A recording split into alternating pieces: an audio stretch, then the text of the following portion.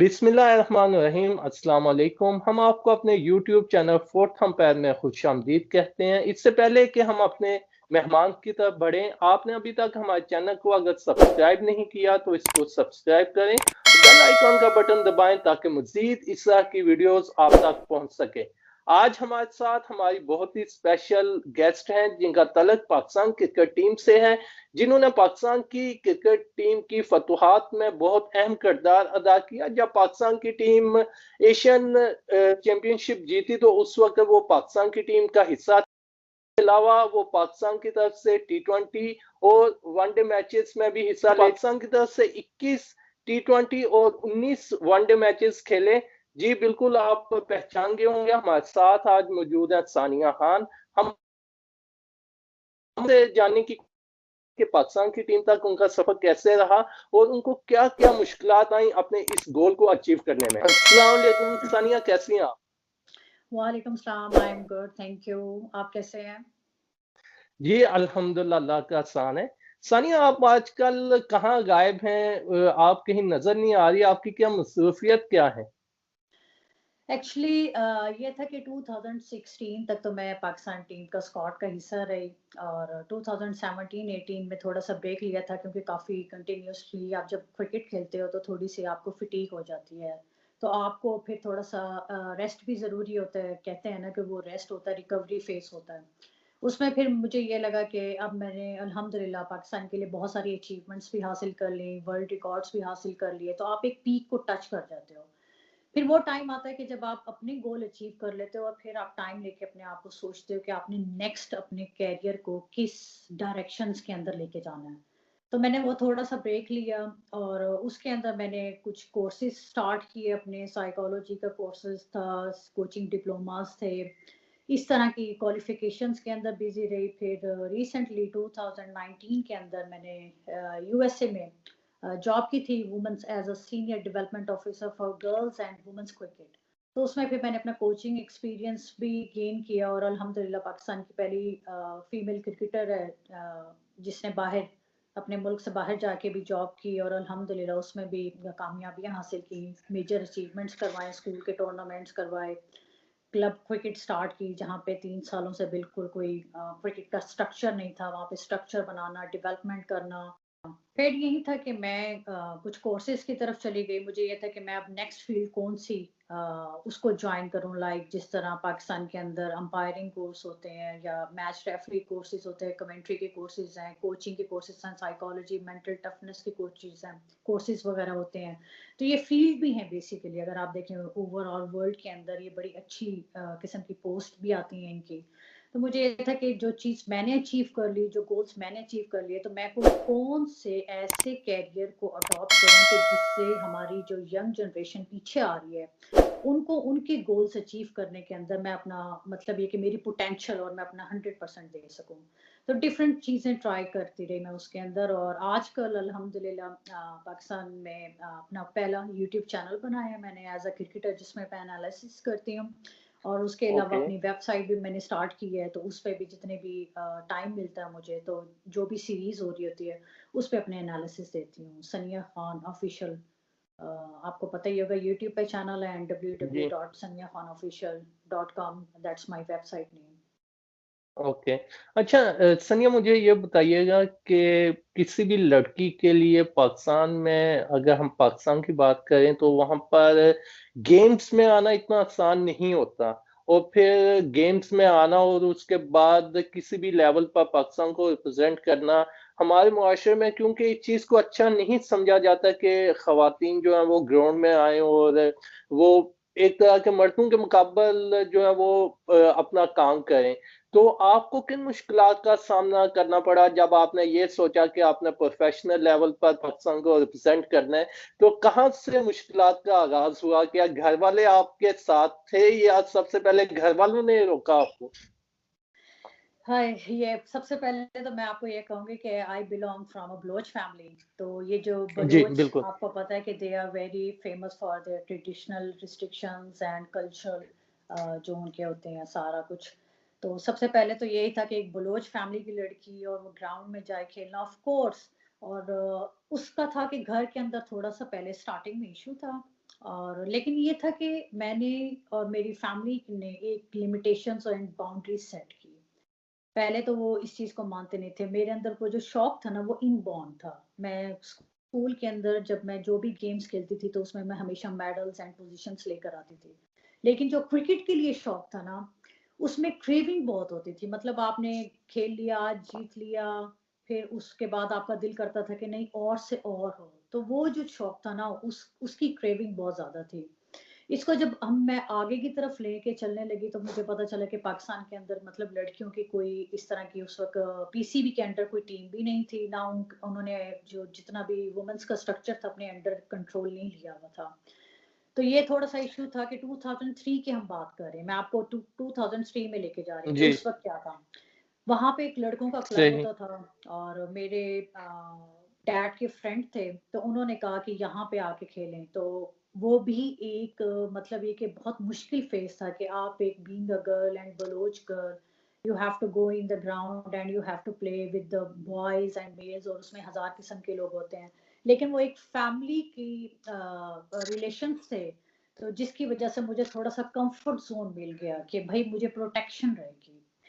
वहाँ पे ये था, बाकी फाइनेंस का भी आपको पता है कि इश्यूज़ होते हैं क्योंकि क्रिकेट खेलना ये इतना आसान काम नहीं है, इसकी तो एक-एक चीज़ बहुत महँगी होती है, तो ये थोड़ा-थोड़ा करके बड़ी मुश्किलों से स्टार्ट लिया। स्टार्टिंग आप अगर देखें किसी भी चीज़ की, मुश्किल होगी, लेकिन अगर आप साबित कदम रहें, तो फिर चीज़ें बेटर होने लग जाती हैं।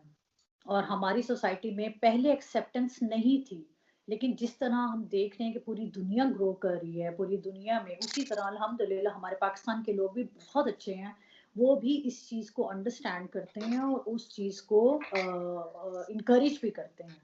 तो अब आके चीज़ें बहुत बेटर हो रही हैं, लेकिन वही बात है कि मैंने बस हिम्मत नहीं हारी और लड़ती रही। अच्छा, कोई ऐसा बंदा जिसने हमेशा आपका साथ दिया हो, जो ये कहता हो कि जब सब कह रहे हो कि नहीं आप ये चीज़ नहीं कर सकती, तो वो बंदा ये कहता हो नहीं आप कर सकती हो, जो हमेशा आपके साथ रहा हो?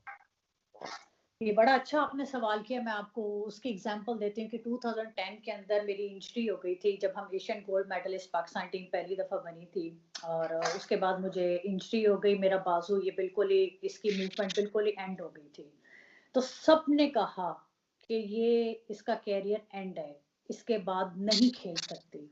लेकिन एक इंसान था और वो था मेरा अपना अंदर, कि जो कहता था कि नहीं, नहीं है ही नहीं, इम्पॉसिबल कुछ नहीं है। अगर आप इम्पॉसिबल को देखें तो वो कहेगा आई एम पॉसिबल। आप अल्लाह ताला की ज़ात पे यकीन करें, नेचुरल हीलिंग प्रोसेस के ऊपर यकीन करें, रिहैबिलिटेशन की और उसके बाद ही मैंने वर्ल्ड रिकॉर्ड बनाया जबकि पूरी दुनिया कह रही थी कि ये नहीं कर सकती। और हमेशा आपके अंदर वो इंसान मौजूद होता है, जो आपको बताता है कि जब पूरी दुनिया कह रही हो कि नहीं कर सकते, आप अपने अंदर झाँके, आपके अपने अंदर से आवाज़ आएगी कि आप कर सकते हो या नहीं कर सकते, क्योंकि आप अपने आप को ज़्यादा जानते हो रादर देन कि लोग आपको ये कहें। और अगर लोगों की बातों पे जाओगे तो आप फिर ज़िंदगी में कुछ अचीव नहीं कर सकते। तो हमेशा अपनी आवाज़ सही। सुननी चाहिए। सही। अच्छा, पाकिस्तान की टीम तक पहुँचने का आपका सफ़र कैसा था? पाकिस्तान की टीम तक पहुँचने में आपको किन-किन मुश्किलात का सामना करना पड़ा? देखिए, मैंने क्रिकेट खेलनी उस वक़्त स्टार्ट की थी जब स्ट्रक्चर नहीं था और जब पहली दफ़ा ट्रायल्स हुए, इम्तियाज़ अहमद मुल्तान स्टेडियम में आए थे और पीसीबी ने अपने अंडर सारा वुमेन्स का स्ट्रक्चर लिया था। उस वक़्त मुश्किलात क्या थी, उसमें सबसे पहले चीज़ आ जाती है एज़ अ प्लेयर आपका फाइनेंस, फिर एज़ अ फीमेल आपको सिक्योरिटी चाहिए। ये 2 बहुत बेसिक चीज़ें होती हैं, स्पॉन्सरशिप्स आपको चाहिए और मेरी फैमिली मतलब इस तरह की थी कि उनका पढ़ाई की तरफ रुझान ज़्यादा था। तो एक टाइम वो भी आता था कि मैं एफए के एग्ज़ाम्स देती थी। फर्स्ट टाइम और सेकंड टाइम मैं ग्राउंड में पहुँची होती थी क्योंकि अंडर 19 के कैंप्स लग रहे होते थे। हार्ड वर्क आपको पहुँचाता है, मुश्किलात आप कोई भी सफ़र शुरू करें, मुश्किलात हमेशा आपके सामने आएँगी। पर अगर आप साबित कदम रहें और चलते रहें, तो चीज़ें बेटर होने लग जाती हैं। लेकिन आप अब आके अगर मैं ये देखूँ कि क्या चीज़ मुश्किलात जो बाकी लड़कियाँ फ़ेस करती हैं, उसमें सबसे पहले फ़ाइनेंस का इश्यू आता है। फिर थोड़ी-सी सिक्योरिटी का इश्यू आता है कि प्रोटेक्शन आपको होनी चाहिए। उसके लिए बहुत सारे स्टेप्स हैं जो लिए जा सकते हैं ताकि हमारी फीमेल्स क्रिकेटर या जिन लड़कियों को शौक है कि इस कैरियर के अंदर अंदर आए और पाकिस्तान को इंटरनेशनल लेवल के ऊपर सक्सेस और अचीवमेंट्स लेके दें, उनको चाहिए कि मतलब उनके लिए हम स्टेप्स ले सकते हैं कि जिनसे उनका रास्ता आसान हो। सही। पाकिस्तान की वुमेन टीम में क्या जगह बनाना बहुत आसान है? कोई भी लड़की पाकिस्तान की वुमेन टीम में जगह बना सकती है, या इसके लिए भी, अगर मैं खुले अल्फाज में कहूँ को, तो क्या इसके लिए भी सिफारिश होती है या खाली टैलेंट को देखा जाता है? अच्छा, मैं आपको ये बताती हूँ, अब सिलेक्शन कमेटी होती है, आपको पता है एक बंदा नहीं होता, 2 से 3 लोग होते हैं, राइट? हमारे जितने भी पाकिस्तान के ये अंदर होते हैं। 3 लोग हैं, अब 3 लोग जो बैठे हुए होते हैं, हमेशा हर इंसान का पॉइंट ऑफ व्यू डिफरेंट होगा। जैसे 5 उँगलियाँ बराबर नहीं होती। अब उसमें क्या होता है, हमारे यहाँ इसको कह देते हैं कि पॉलिटिक्स है या फेवरेटिज़्म है, लेकिन उस वक़्त जो वहाँ पे बैठे होते हैं, जिनके पास जो रिस्पॉन्सिबिलिटी हम उनको देते हैं, वो अपनी आइज़ से चीज़ों को चेक कर रहे होते हैं। उनको अगर नज़र आता है कि किसी प्लेयर के अंदर ग्रोथ की कोई विंडो है, तो वो उसको प्रेफ़र करेंगे। किसी प्लेयर को, किसी सेलेक्टर को ये नज़र आएगा कि इसके अंदर पोटेंशियल है, तो वो उसको करेगा, सेलेक्ट करेगा। पर असल में बात ये होती है कि प्लेयर्स को ग्राउंड के अंदर जाके अपने आप को प्रूव करना होता है कि आया सिलेक्शन कमेटी के वो डिसीजंस ठीक थे या नहीं थे। और आई थिंक हमारी पाकिस्तान वुमेन्स क्रिकेट टीम की जो कमेटी है, उनको भी थोड़ा सा विजिलेंट होना चाहिए, क्योंकि बहुत सारे डिसीजंस ऐसे हो जाते हैं कि जिनसे हम बेटर रिजल्ट्स हासिल कर सकते थे, लेकिन एट द टाइम बहुत सारे ऐसे हो जाते हैं डिसीजंस के जिसकी वजह से थोड़ा सा हम बैक ऑफ आ जाते हैं। लेकिन हमेशा सही। रूम बेटरमेंट के लिए होता ही होता है। सही। अच्छा, पाकिस्तान की वुमेन टीम ने जब 2010 में एशियन गोल्ड मेडल जीता, तो तब आप पाकिस्तान की टीम का हिस्सा थीं और पाकिस्तान की फतह में अहम किरदार अदा किया। मगर क्या हुआ कि उसके बाद पाकिस्तान की वुमेन टीम किसी अच्छे विक्ट्री स्टैंड पर नहीं पहुंच सकी? इसकी क्या वजह क्या है? 2010 का जो वो हमारी सबसे पहली थी, क्योंकि हम एशियन गोल्ड मेडलिस्ट बने। उसके बाद आपको मैं ये बताऊं कि 2014 में भी हम दोबारा एशियन गोल्ड मेडलिस्ट बने। और 2014 के बाद से हम लोगों की एक आप कह लें कि सिलसिला शुरू हुआ कि हम थोड़ी सी बड़ी टीम्स को बीट करना शुरू हुए। पर जो ब्रेक आता है ना, असल में बात ये होती है कि अगर आपने किसी टारगेट को अचीव करना होता है, तो आप उसका होमवर्क करते हो। जब होमवर्क अच्छा होता है ना, तो फिर आपके लिए स्टेप बाय स्टेप आना, आपको पता होता है कि मेरा छोटा टारगेट ये है, इसको मैंने अचीव कर लिया, उसके बाद बड़ा टारगेट। अगर आप डायरेक्ट बड़े टारगेट को अचीव करने जाओगे, तो जो बीच का जो रास्ता है, अगर हम कहें कि जी इसको ये क्रॉस नहीं करना, तो हम फिर वो बड़े टारगेट को अचीव नहीं कर सकते।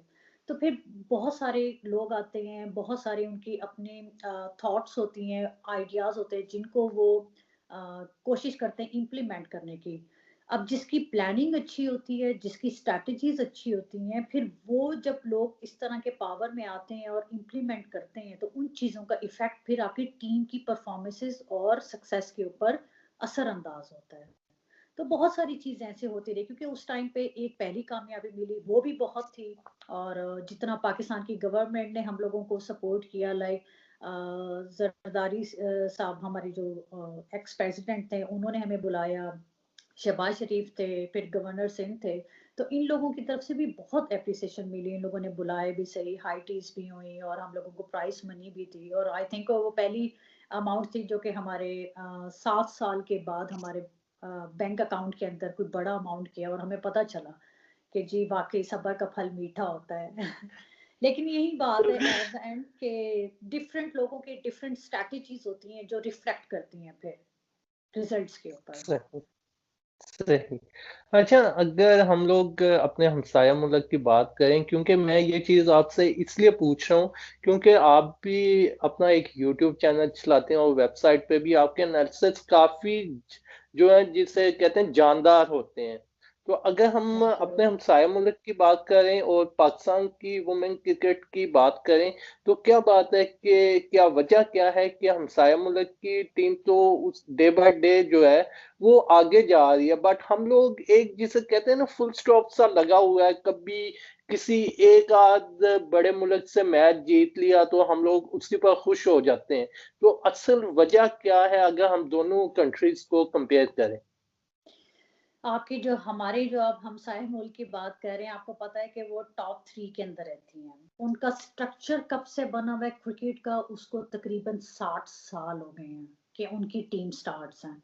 उनकी एयर होस्टेस मतलब पीआईए में भी उनके जिस तरह हमारे पाकिस्तान इंटरनेशनल एयरलाइंस हैं, उनको जॉब सबसे पहले दी गई। उनके जो डोमेस्टिक होते हैं, वो तकरीबन 3 महीने का डोमेस्टिक होता है। फिर अगर आपने या हमने टॉप 3 में या टॉप 5 में वर्ल्ड क्लास प्लेयर्स के या टीम्स की रैंकिंग के अंदर स्टैंड करना है, तो फिर हमें वो तरीके भी अडॉप्ट करने पड़ेंगे, वो स्ट्रक्चर हमें पाकिस्तान में भी लाना पड़ेगा। उसमें पहले नंबर पे आपकी ग्रास रूट क्रिकेट आती है। मैं आपको एक बात बताऊं, पाकिस्तान में जितना टैलेंट है ना, शायद इतना दुनिया में नहीं है, लेकिन अपॉर्चुनिटीज की बात है। फिर ये है कि हमारे यहाँ दूसरी चीज जो आ जाती है वो ये आ जाती है कि ऐसा स्ट्रक्चर और एज अ फीमेल क्रिकेटर्स थोड़ा सा उनको ज्यादा रिस्ट्रिक्शंस एंड बाउंड्रीज ज्यादा होती हैं। उनको इतने अच्छे मतलब कह लें कि गाइडेंस नहीं मिलती कि वो अपने टैलेंट को एक्सप्लोर कर सकें या अपनी पोटेंशियल को ग्रो कर सकें। इसमें हमें स्कूल क्रिकेटिंग स्टार्ट सही। करनी पड़ेगी, इसमें हमें कॉलेज क्रिकेट ओके। स्टार्ट करनी पड़ेगी, इसके बाद हमें ओके। क्लब क्रिकेट स्टार्ट करनी पड़ेगी, हमें हाई परफॉर्मेंसेस एकेडमीज भी बनानी पड़ेंगी, फीमेल के ग्राउंड्स भी बड़े-बड़े शहरों के अंदर बनाने पड़ेंगे और उसके बाद जो ओके। बेसिक है वो है टैलेंट हंट प्रोग्राम्स। पाकिस्तान में नहीं होता फीमेल्स का टैलेंट हंट प्रोग्राम्स और मैं ये बार-बार कहती हूँ कि हम लोगों को इस पे काम करने की ज़रूरत है। जिस तरह मेल्स होते हैं, उस तरह उनके टैलेंट हंट प्रोग्राम्स होते हैं। हम लोगों को भी चाहिए कि हम नीचे से क्रीम उठाएँ। जिस तरह अगर हमें सही। उन्हें कम्पीट करना है या किसी भी ऑस्ट्रेलियंस, न्यूज़ीलैंड, इंग्लैंड को अगर हमें कहते हैं कि हम लोग बीट करें, उसके लिए फिर वो स्ट्रक्चर और वो सारे तरीके भी हमें फ़ॉलो करने चाहिए। और जब भी सही। हम इस पे काम करेंगे, तभी हमें ऊपर का रिज़ल्ट मिलेगा। सही से डिपार्टमेंटल क्रिकेट खत्म हुई है, तो तब से खवातीन खिलाड़ियों को कौन सी मुश्किलात का सामना है, और अगर डिपार्टमेंटल क्रिकेट खत्म हुई है तो क्या उससे बेहतर चीजें सामने आई हैं, या ये अभी तक उसका कोई अच्छा मुतबादल सामने नहीं आ सका? मैं आपको अगर पाकिस्तान क्रिकेट की हिस्ट्री बताऊँ ना, तो मैं आपको बताऊँ कि 2009 के अंदर पाकिस्तान में पहला इदारा था, बैंक था, ज़राए तरक्याती बैंक लिमिटेड। उन्होंने आके मतलब ये कि लड़कियों को कॉन्ट्रैक्ट्स दिए थे। आई डोंट रिमेंबर एग्ज़ैक्टली कि कितनी लड़कियाँ थीं, लेकिन उस पहले कॉन्ट्रैक्ट के बाद पाकिस्तान की टीम वुमेन्स की टीम ने फतूहात हासिल करना स्टार्ट की, प्लेयर्स ने ग्रो करना स्टार्ट किया। अब मैं आपको ये बताती हूँ, डिपार्टमेंट क्रिकेट का बहुत बड़ा हाथ है। अगर लड़कियां हमारी जो आप देखें कि टॉप 10 के अंदर अगर हमारे ऑलराउंडर आते हैं, हमारे टॉप 20 के अंदर बैट्समैन आते हैं, बॉलर आते हैं, ऑलराउंडर्स आते हैं, अगर आप उनको उनकी हिस्ट्री में जाके देखेंगे तो आपको पता चलेगा कि ज्यादातर वो लड़कियां हैं जिनको बैंक से कॉन्ट्रैक्ट मिले। अब मैं एक प्लेयर हूँ, ठीक हो गया।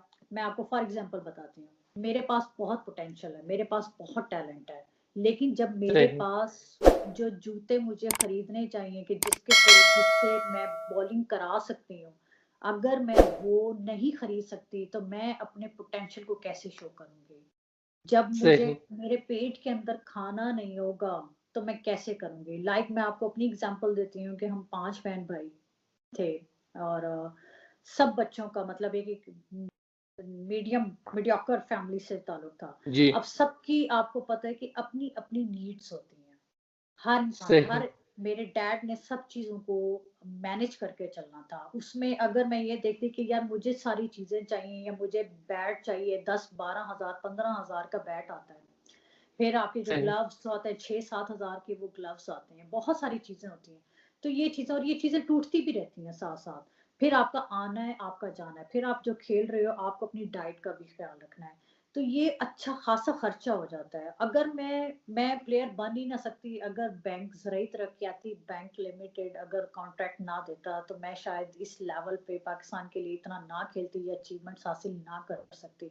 जब मुझे वहाँ से फाइनेंस आना स्टार्ट हुआ तो मेरा माइंड बिल्कुल रिलैक्स हो गया कि यस मेरे जितने भी एक्सपेंसेस हैं ये मेरा बैंक बेयर करेगा। मेरा काम क्या है, मेरा फोकस अब ये है कि मैंने अपने बैंक के जो मुझे पे दे रहे हैं मैंने अपनी गेम के ऊपर फोकस करना है। फिर मेरी जितना भी फोकस था वो मेरी गेम की ग्रोथ के ऊपर आने लग गया कि यार मैंने इस तरह इसको इम्प्रूव करना है, इस चीज को इम्प्रूव करना है, इस चीज को इम्प्रूव करना है। जो हमारे प्लेयर्स हैं वो भी बहुत इम्प्रूव कर रहे थे, लेकिन ज़राई तरक्याती बैंक ने तो अपना स्टार्ट रखा हुआ है, लेकिन स्टेट बैंक की बहुत सारी लड़कियां, बहुत सारे ऐसे प्लेयर्स जो पाकिस्तान खेलते हैं, उन लोगों को दोबारा ये इशू आने लग गया जब से डिपार्टमेंट क्रिकेट बंद हुई। क्योंकि घर में आप एज अ प्रोफेशन पहले एक चीज चल रही है स्मूथली, ठीक है, फैमिली भी जी। इंकरेज कर रही है कि जी पैसे मिल रहे हैं, अच्छी इज्जत है आपकी, आप एक अच्छे उसमें रह रहे हो, आपको पीसीबी भी बहुत ऑनर कर रहा है। लेकिन जो नीचे आने वाली लड़कियां जो गरीब गरीब घरों से आती हैं उनके लिए तो सबसे बड़ा इश्यू यही है। बहुत सारे आपने ऐसे देखे होंगे कि चैनल्स भी और न्यूज चैनल्स ने भी ये खबरें चलाई कि बहुत सारे पाकिस्तान प्लेयर्स हैं, लड़कियां जो क्रिकेट छोड़ने का सोच रही थी। क्यों? क्योंकि एक्सपेंसेस बर्दाश्त नहीं हो सकते। आपको स्पॉन्सरशिप्स करनी पड़ेंगी, आपको बैंक्स की क्रिकेट को चलाना पड़ेगा अगर आप इस सिस्टम को ऊपर लेके जाना चाहते हैं। जब चीजें आपको सही। रिजल्ट दे रही हैं आपको कभी चेंज नहीं लाना चाहिए। जब वो आपको रिजल्ट देना बंद कर दें आपको चेंज की जरूरत तब आती है। सही।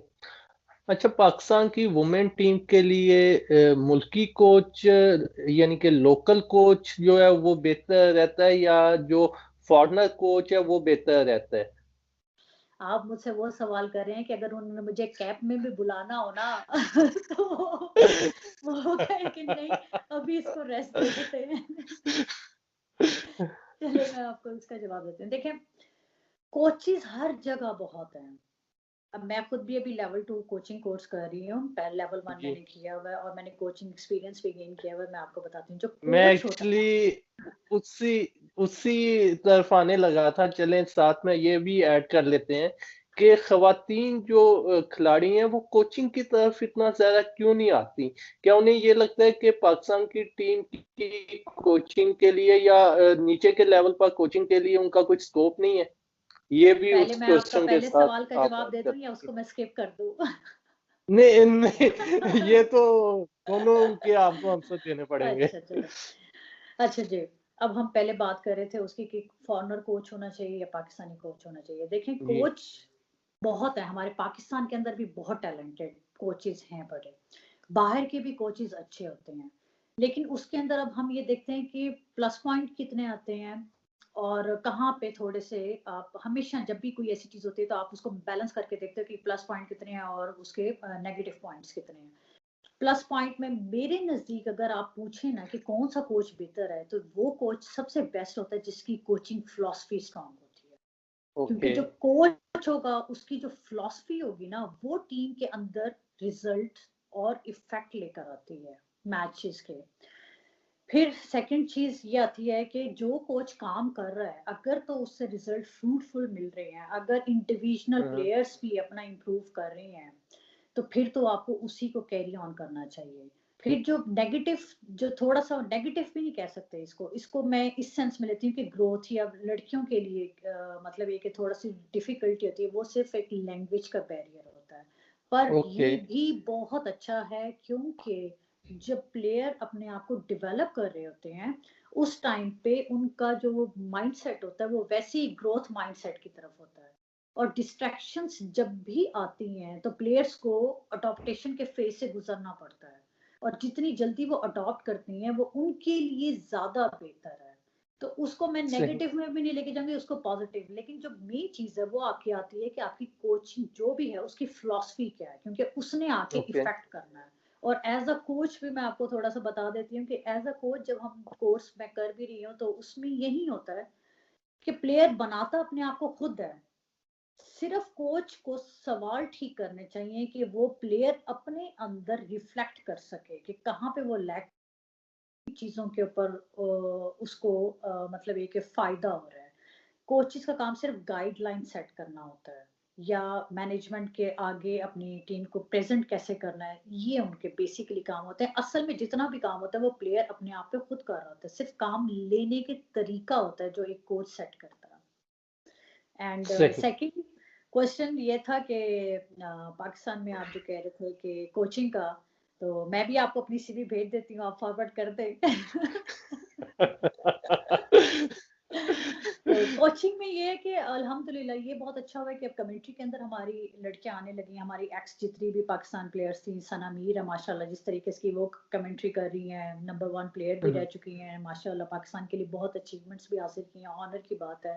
फिर मरीना इकबाल है, वो भी बहुत अच्छी कमेंट्री कर रही है, स्टार्ट उन्होंने किया। फिर मैच रेफरी के कोर्सेज में भी हमारी फीमेल्स आ रही हैं, तो ये एक बहुत अच्छा और एक हेल्दी साइन है। लेकिन कोचिंग एक ऐसा डिपार्टमेंट है कि जिसके अंदर वाकई हमारे पीसीबी वुमेन विंग को थोड़ी सी ज्यादा लुक आफ्टर इस एरिया को करना चाहिए और उसके लिए स्ट्रैटेजीज बनाएं, ताकि क्योंकि एक प्लेयर है वो उसने खेला 16 साल, लाइक आप मगर मेरी एग्जांपल ले लें, 16 साल मैंने खेला। तो जब हम इस तरह की एक्टिविटीज या इस तरह के लोगों को एडजस्ट करना शुरू होंगे कि कोचिंग के अंदर भी आ जाएं, तो वो फिर प्लेयर्स ये होता है कि उनको ये होता है कि यार खेल तक ये खत्म नहीं है। अगर हमने एंड कर दिया तो इसके बाद भी हमारे पास बहुत सारी फील्ड्स हैं कि जहाँ पे जाके हम अपना कैरियर बना सकते हैं। तो उससे ये होगा कि ये हमारी जो फील्ड वुमेन्स क्रिकेट है ये ज़रा ज़्यादा स्ट्रॉन्ग हो जाएगी और ज़्यादा प्रोफेशनल हो जाएगी, और थोड़ी-सी इसके अंदर वुमेन एम्पावरमेंट का फैक्टर भी इफ़ेक्ट करेगा। कि ये सेपरेट हो जाएगा, लड़कियां जरा ज्यादा भी मतलब है कि फीमेल्स के साथ ज्यादा कंफर्टेबल फील करती हैं और फीमेल्स फीमेल्स की साइकोलॉजी को ज्यादा बेहतर समझती हैं रादर देन जिस तरह कुछ कोच होते हैं कि डोमिनेटिंग होते हैं, स्ट्रिक्ट टाइप होते हैं, तो वो बड़ी सेंसिटिव हैं। शुरू शुरू में हम भी रोने लग जाते थे कि सर ने ये बात कर दी सर ने वो बात कर दी। तो फीमेल्स थोड़ा-सा ख़्याल रखती हैं कि अच्छा चलो ठीक है, हमें पता है, क्योंकि वो पहले अपने ऊपर रख के सोचती हैं कि हमें कैसा फ़ील होगा अगर हम ये बात आगे करेंगे, तो या हमें किस तरीके से बात करनी चाहिए।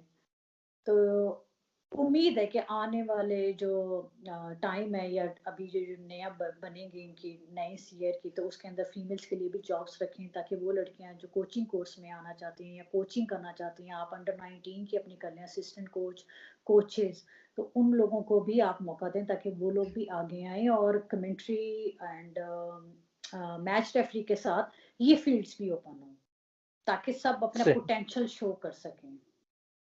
सही। क्या आपका कमेंट्री में आने का इरादा है? ये बड़ा आपने ट्रिकी क्वेश्चन कर दिया है। असल में जब आपका पैशन क्रिकेट हो ना, तो उससे रिलेटेड आपको कोई भी जॉब मिल जाए, you will love to do that. अगर आप पैशनेट सही। क्रिकेटर हो तो। और यूट्यूब चैनल पे आप देख ले करें, थोड़ी बहुत कमेंट्री करती हूँ मैं। लोग मुझे कहते हैं बहुत सारे कि आपको इसलिए आना पूछा मैंने। चाहिए। लेकिन सही। हर बंदे का अपना स्टाइल होता है। अब मुझे इसमें एनालिसिस करने में ज़्यादा मज़ा आता है और अल्हम्दुलिल्लाह उससे मुझे ओवरऑल द वर्ल्ड उसकी एप्रिसिएशन भी बहुत मिलती है। इस चीज़ को चला रही हूँ, देखूँगी कि कमेंट्री में आ गई तो वो फिर बहुत लंबा हो जाता है थोड़ा-सा।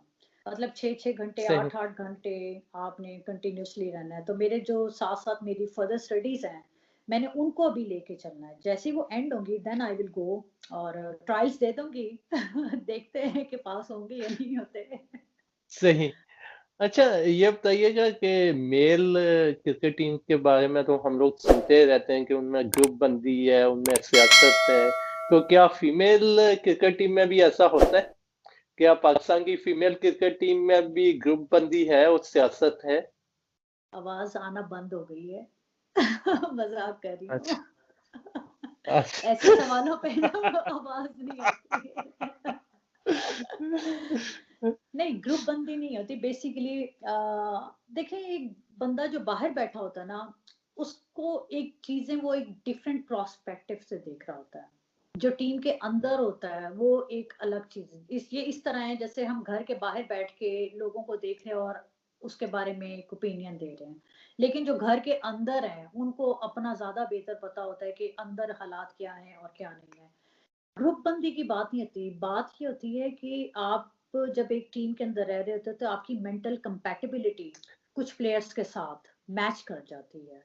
फिर आप उनके साथ बैठते हो, आपका एक कंफर्ट ज़ोन मिलता है आपको, डिफरेंट प्लेयर्स डिफरेंट लोगों के साथ बैठेंगे, उनके साथ फिर जिनके साथ अच्छा होता है या जिसके साथ वो बैठ के थोड़ा अपने अंदर पॉजिटिविटी फ़ील करते हैं, अपने आप को थोड़ा मोर कॉन्फिडेंस या मोटिवेटेड फ़ील करते हैं, तो वो उनकी कंपनी के अंदर ज़्यादा टाइम गुज़ारते हैं। जो कि लोगों को देखने में ये लगता है कि जी ये ग्रुप बंदी है, लेकिन वो ग्रुप बंदी नहीं होती। वो सिर्फ़ अपनी हर प्लेयर्स की एक फ्रीडम होती है कि उसकी अपनी चॉइसेस होती हैं कि वो जिसके साथ बैठे और जितना ग्रो करना चाहे।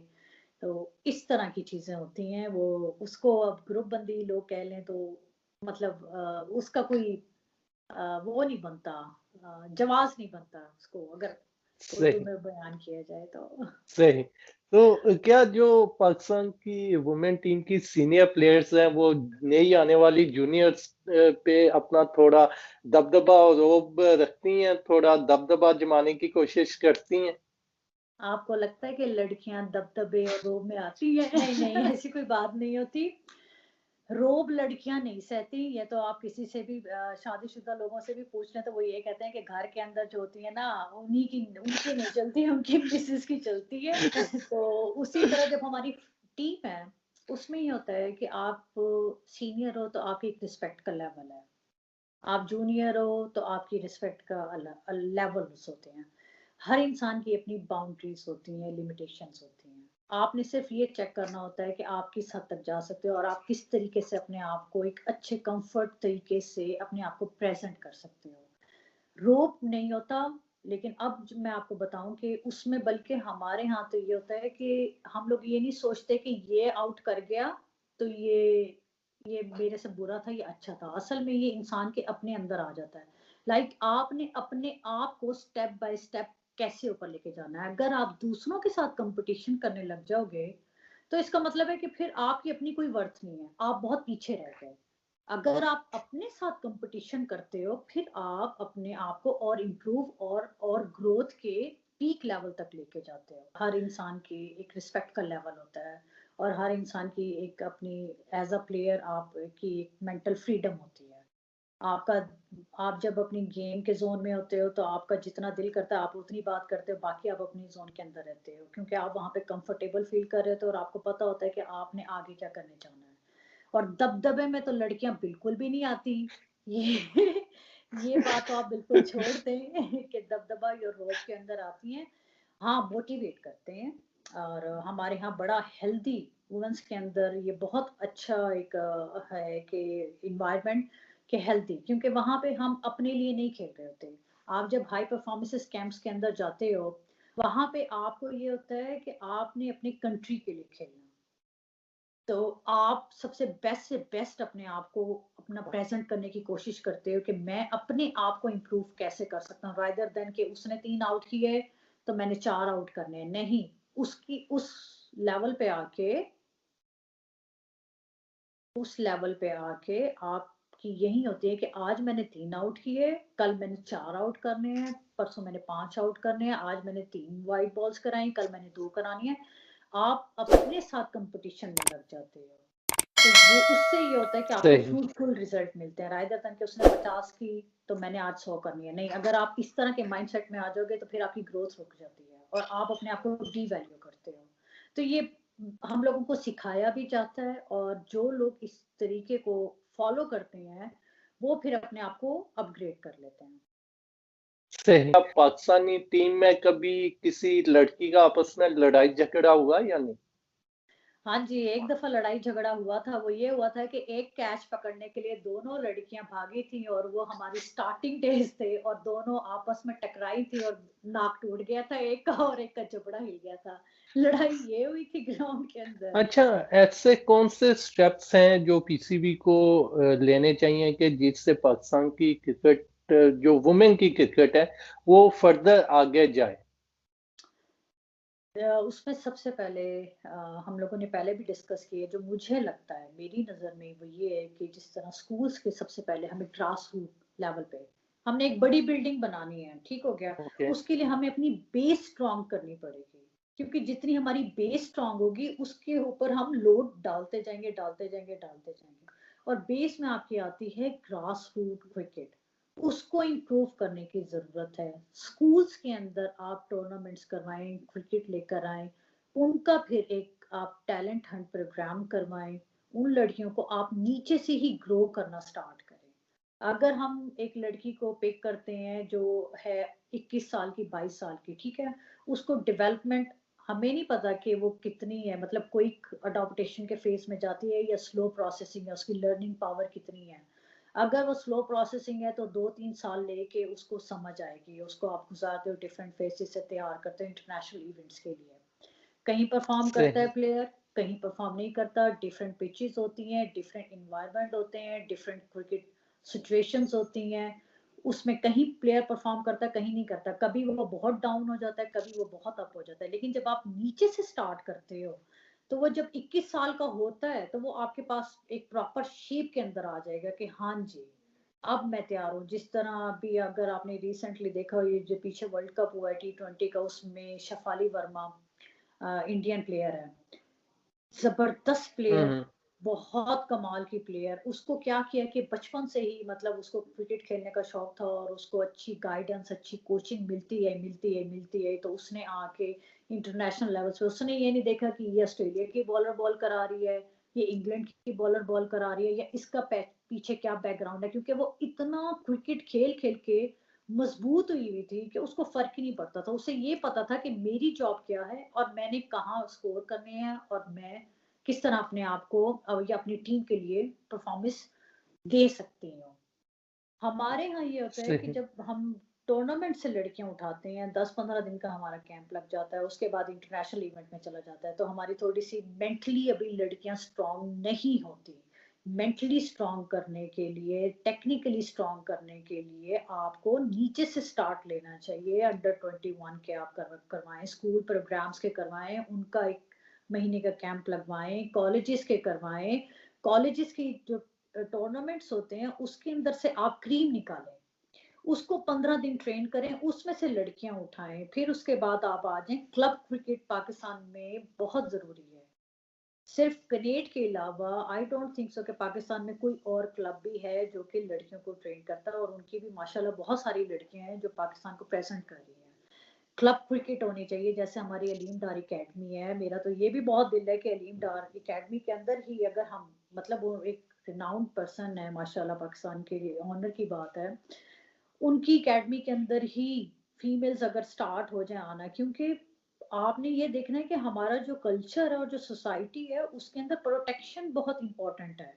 तो प्रोटेक्शन वहां बिल्कुल। पे मिलेगी, फैमिलीज अपनी लड़कियों को तब भेजेंगे या बच्चियों को तब भेजेंगे जब उन्हें पता होगा कि ये टोटली एक फीमेल इन्वायरमेंट है, सही। यहाँ पे हमारी लड़कियां सेफ रहेंगी। उसके लिए भी हमें क्लब सही। क्रिकेट को भी स्टार्ट करना चाहिए, फिर एकेडमी होनी चाहिए। जिस तरह हाई परफॉर्मेंसेज हैं, लाहौर में भी चली जाती है लड़कियां, कराची में भी चली जाती हैं हाई परफॉर्मेंसेज में, पर एक डिफरेंट थोड़ा सा हमें इसको इस पे काम करने की जरूरत है कि एक ग्राउंड है जहाँ यहाँ जो शहबाज शरीफ साहब ने दिया था लाहौर के अंदर, इस जी। तरह हर हर सिटी के अंदर लड़कियों के अलग ग्राउंड्स हों और वहां पे वो आए। लेकिन वही बात आ जाती है एंड पे कि हमें नीचे से स्टार्ट लेना है, और टैलेंट हंट सही। प्रोग्राम्स हम करवाएंगे तो हम ज्यादा वर्ल्ड क्लास प्लेयर डेवलप कर सकते हैं।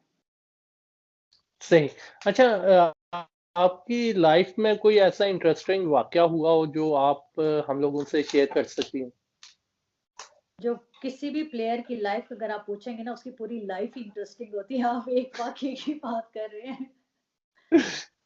अ, आपकी लाइफ का कोई ऐसा मैच जिसके हारने का आपको बहुत दुःख हुआ हो? लगता हो कि यार हम लोगों को ये मैच तो लाज़मी जीतना चाहिए था। वैसे तो मैं आपको बताऊँ कि हम जितने भी मैचेस खेलते हैं ना, अगर हम हार जाते हैं ना, तो हम यही कहते हैं यार ये मैच हम जीत सकते थे। उसमें हम रिफ्लेक्ट सही। लाज़मी करते हैं। उसकी वजह ये होती है कि रिफ्लेक्ट करके हमें अपनी मिस्टेक्स का पता चलता है कि कहाँ-कहाँ पे हम लोगों ने मिस्टेक्स की। लेकिन हमारा वर्ल्ड कप का एक मैच था 2014 में बांग्लादेश में हुआ था टी20 वर्ल्ड कप, और जी। इंडिया के अगेंस्ट वो मैच था, और 7 रन से वो मैच हम हारे थे। लेकिन जी। वो जो 7 रन थे ना, अ, उसका और उस मैच का बहुत दुःख है, क्योंकि हम बहुत क्लोज़ लेके गए और बहुत ज़बरदस्त हमने उनको रोका। 107 रन का उन्होंने टारगेट दिया था और हमारी टीम 100 पे आउट हो गई। तो वो जो 7 रन थे ना, उसका बहुत हमें दुख रहा था क्योंकि हमें पता था कि वो मैच हम जीत सकते थे। उसका दुख शायद सही मुझे तो ज़िंदगी भर नहीं जाएगा क्योंकि ऐसे मौके बार-बार नहीं मिलते आपको। लेकिन एक छोटी-सी मिस्टेक हो जाती है तो उसकी वज़ह से फिर रिग्रेट बन जाता है। सही। हमारी जो नए आने वाली लड़कियां जो क्रिकेट की तरफ आना चाहती हैं, उनके लिए अगर आप कोई पैगाम देना चाहें तो प्लीज। मैं हमेशा यही कहती हूँ कि बहुत सारी लड़कियाँ होती हैं, एक नेवर गिव अप। अपनी लाइफ में गिव अप नहीं करना चाहिए और साबित कदम रहें। पहला स्टेप हमेशा मुश्किल होगा।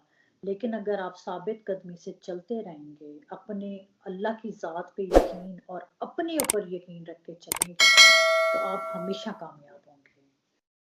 यही मेरा मैसेज है आने वाली जनरेशन को और अपने फेलियर से हमेशा सबक सीखें, ना कि उससे बैक ऑफ कर जाएँ। आप इतनी मेहनत सही करो कि फेलियर भी कहे कि यार इस बंदे ने अब गिव अप नहीं करना, मैं ही गिव अप कर दूँ।